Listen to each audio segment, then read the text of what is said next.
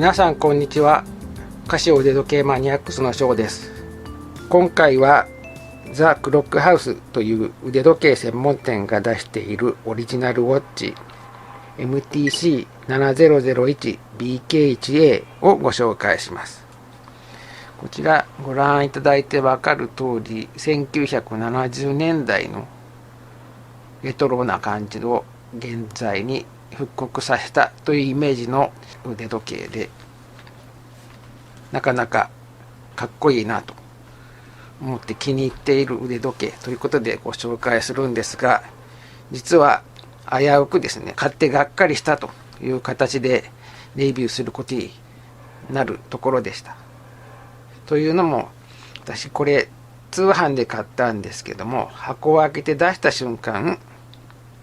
思ってたのと違うっていう感じが第一印象だったんです。で、どこが違ったかということですね。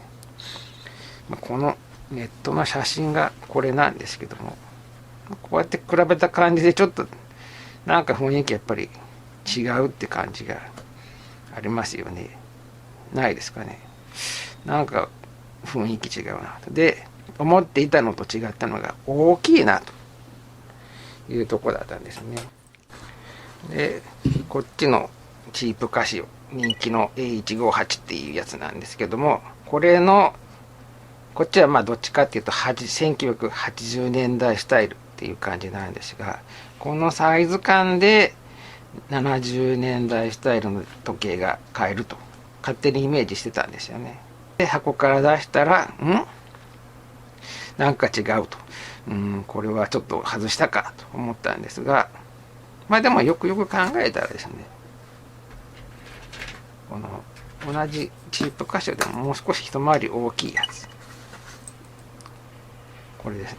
これなんかはこの大きさでもすごく気に入って使ってますし、これに関しては最初注文する段階で大きさがこれよりも一回り大きいっていうのは分かってたんで、別に大きいからといってどうこうがっかりする、イメージと違うっていうこともなかったんですが、これに関しては私が勝手にこれと同じぐらいのサイズ感をイメージしてたのが悪いっちゃ悪いんですよね。そもそもこのサイトの方にですね、ここにケースサイズ 39mm ってちゃんと書いてあるんですよね。だからよく見てればよかったんですが、そこはあんまり確認しないまま注文したんで、結果イメージと違うっていうことになったんですが、測ってみると確かに 39mm で、縦は 41.5mm かな。なので結構大きいと、かなり大きめサイズということで存在感がある感じです。じゃあ大きいとダメなのかということで言うと、実はこの G-SHOCK なんとかと比べるとなんとなく大きさ的には同じぐらいですよね。なんでこれすごく気に入って使ってるんで、別に大きいのは大きいから自分で気に入らないものじゃないと。いい感じな、むしろこのサイズ感はいいぞと。だから手にはめた時点でちょっとその違和感、最初に思った違和感は徐々に薄れていって、しばらくこう使っているうちに、ああいいじゃんいいじゃんという評価に変わっていったという感じなんです。しかもこっちのチープカシオよりは質感がだいぶいいんですよね。似たような感じではありますが、この2つのチープカシオはですね、本体はレジンという樹脂製品で、その上にシルバーの、こっちはメッキでこっちは塗装がしてあると。それに対してこちらの時計は本体ベルトすべてステンレスと。チープカシオの方はベルトはステンレスですけど、本体はレジンという樹脂にメッキ、樹脂にシルバー塗装ということで、やっぱり質感はこっちの方があるなと。メッキがダメじゃいいわけじゃないんですよ。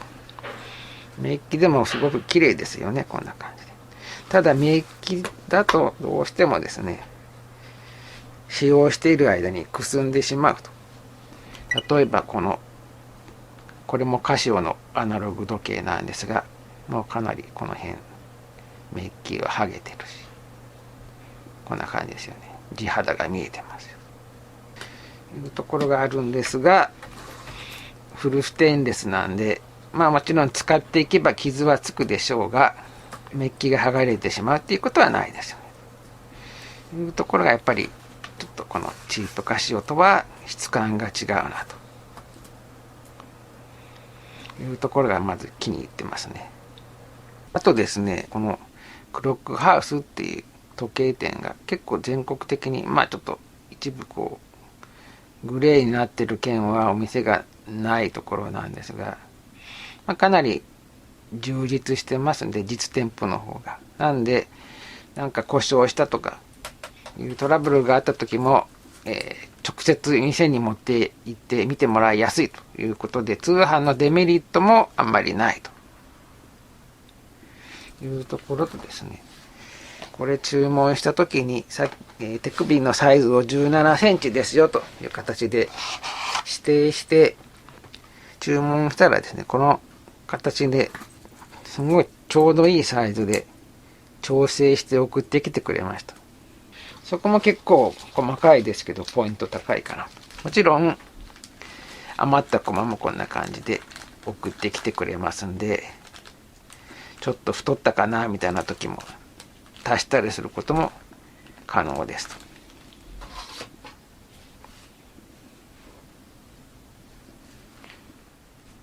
せっかくなんで機能的にもちょっと説明しておこうかなと思いますが、機能的にはごく普通のデジタル時計で、チープカシオの操作に慣れたい人だったら特にマニュアル読まなくても使えるぐらいの機能です。でまず最初に基本の時刻表示で曜日と日付と時刻と。この状態で右上のボタンを押すと24時間表示と12時間表示が切り替えられます。で左下ボタンを押すとモードの切り替えでアラーム、ストップウォッチで時刻修正モードというふうに切り替わります。時刻修正はこのように右下ボタンを押して、ここが秒のが点滅するようになったら時刻修正モードと。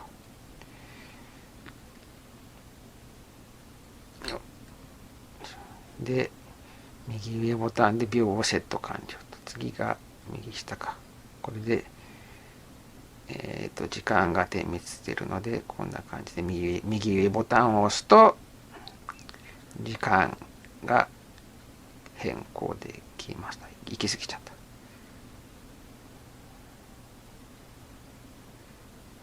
で右下を押すと分が点滅するので、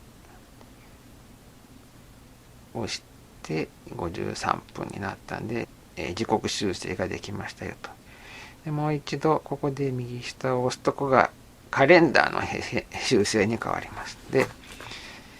ここで右上を押すと月が修正できると。で右下を押すと日付、曜日という形で修正していきますと。左下を押すとセット完了。アラームのセットはアラーム画面にして右上ボタンを押すと、この波紋が広がってるようなアラームのアイコン、これがアラームのアイコンで、アラームのオンの状態。もう一回押すとこのベルのアイコンに変わるんで、これが時報です。もう一回押すともう一度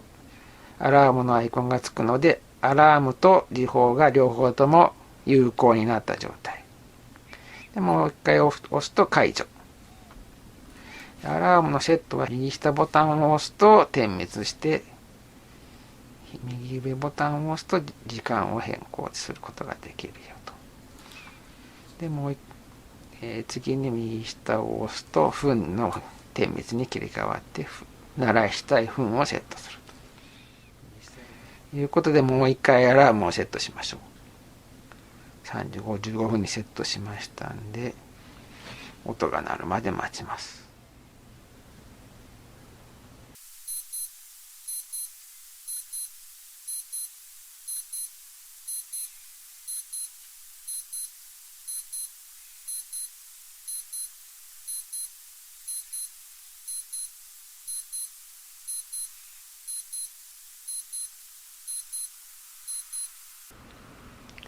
このように20秒間音が鳴ります。次に時報も聞いてみましょう。このベルのアイコンがつくと時報が有効になりました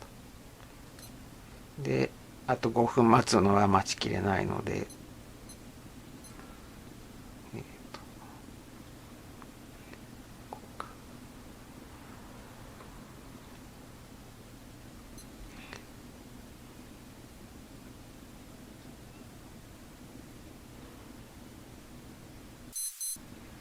ということで、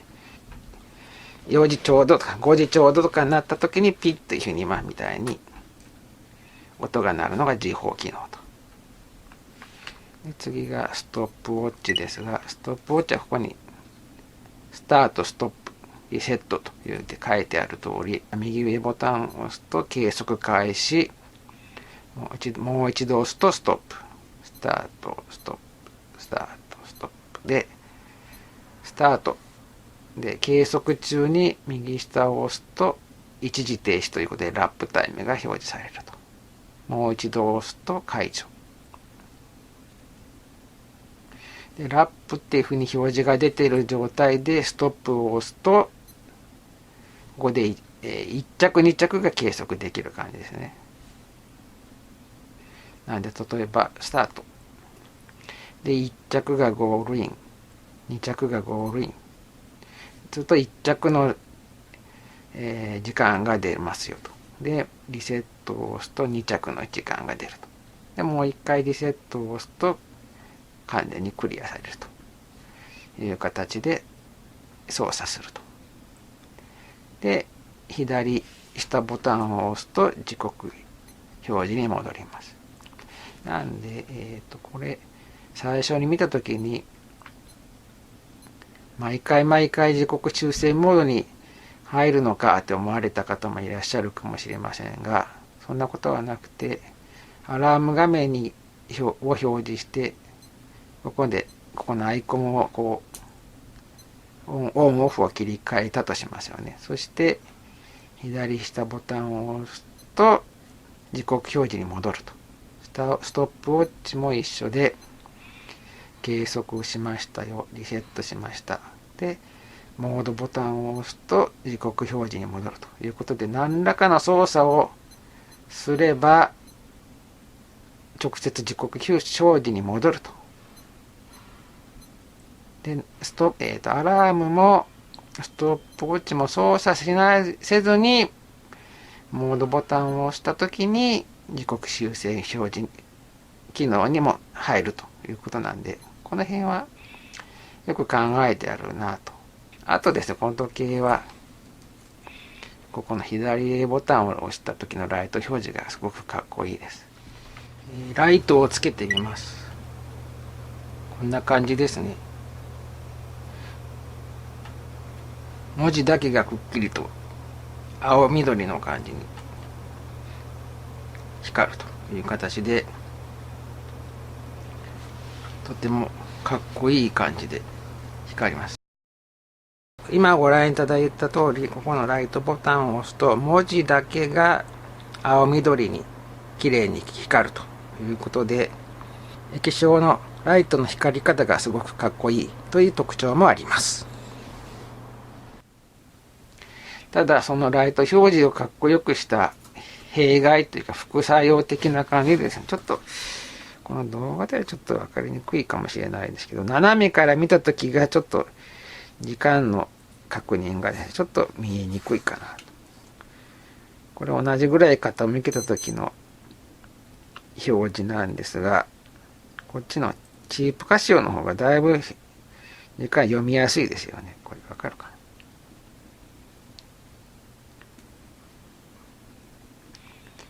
な。真正面から見た時もこっちのチープカシオの方がちょっとくっきり感はこっちの方がありますよね。